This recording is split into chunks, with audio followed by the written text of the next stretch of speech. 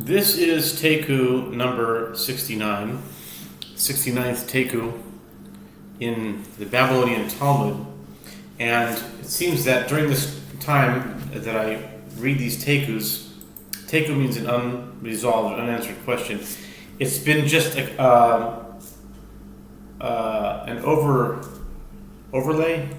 or something of the PL 89 calendar, because there are so many things that I want to say during the time that I record it, and immediately when I turn off the recording, I remember all the things I didn't say. So now it's time to say those things. Today on the calendar it's 40.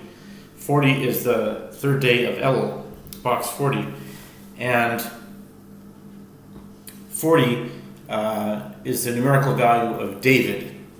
In English, D-A-V-I-D, if you count, like D is the fourth letter, A is the first letter, V is the 22nd letter, I is the ninth letter, and then D is the fourth letter. You add all those up, it's going to be 40.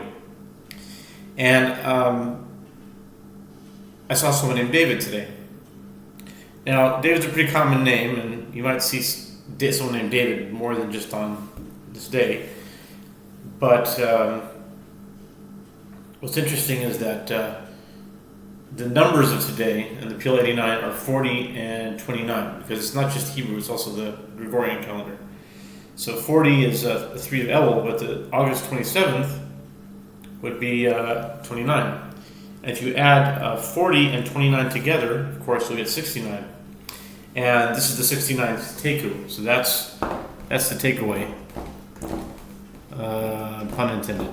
And so if we're in the 69th Taiku, and the PL 89 number is 40 plus 29 equals this day, so that's pretty interesting.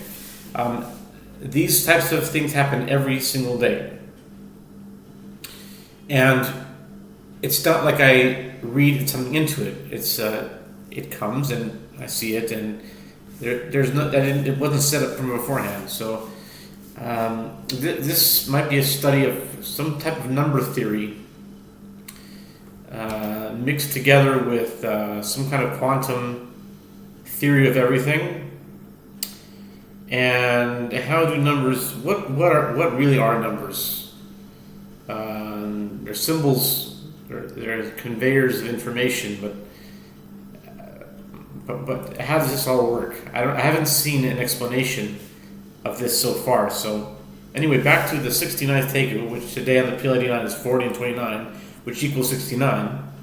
I didn't make it that way. It just happens to be August 27th, but it happens to be L3. I didn't make that up either. Anyway, the 69th Taiku appeared in the Babylonian Talmud, appears in Tractate Yevamot,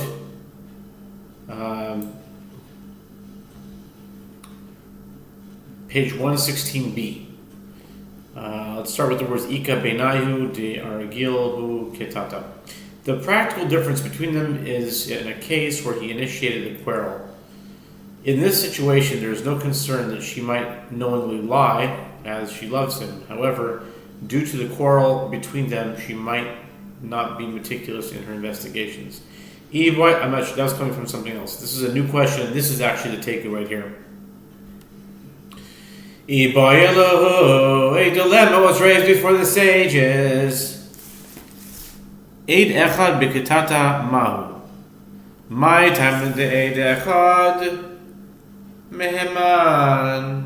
משום דמינותא דבר לגלויה לא משקר, הכנמי לא משקר. או דימה, תאי בדרך בהם משום ניגר דייקה ומנעזבה. והכה קבע דאית לקטטה לא דייקה ומנעזבה תיקו.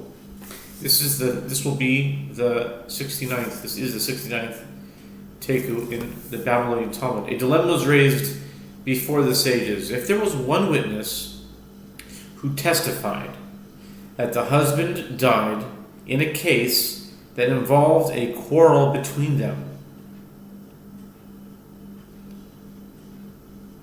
what is the halacha? The Gemara explains the different signs of this dilemma. What is the reason that one witness is deemed credible? Is it because it is a matter that is likely to be revealed? and one does not lie in a case of this kind, here too, one witness would not lie. Or perhaps the reason that one witness is deemed credible is because she herself is exacting in her investigation before she marries again.